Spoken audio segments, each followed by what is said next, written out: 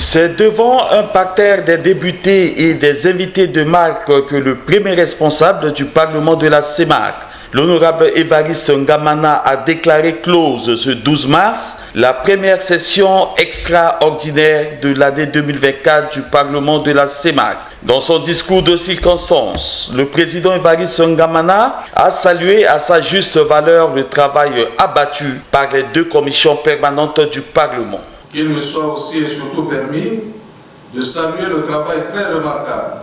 produit par la Commission des politiques économiques, monétaires, financières, commerciales et douanières ayant abouti à cette adoption du projet de budget de la communauté pour l'exercice 2024. S'agissant de l'examen du rapport sur le fonctionnement et l'évolution de la communauté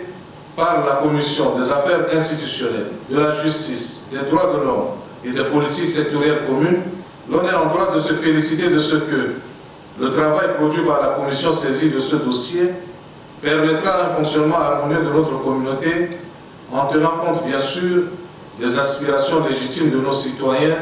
tout en dégageant des perspectives pour notre espace communautaire. Poursuivant son propos, le président du Parlement Évariste Ngamana est revenu sur le renouvellement du bureau de l'Assemblée nationale de Centrafrique où deux députés du Parlement de la CEMAC ont été réunis à leurs anciens postes. Comme vous avez constaté par voie de presse et sur les réseaux sociaux, le 7 mars dernier, l'Assemblée nationale centrafricaine a procédé conformément aux dispositions de la loi portant règlement intérieur de cette institution au renouvellement de son bureau. À l'issue de ces élections, votre humble serviteur que je suis a été réélu pour la 4e fois à son poste de premier vice-président avec une majorité écrasante et le deuxième secrétaire aussi à son poste de 4e vice-président.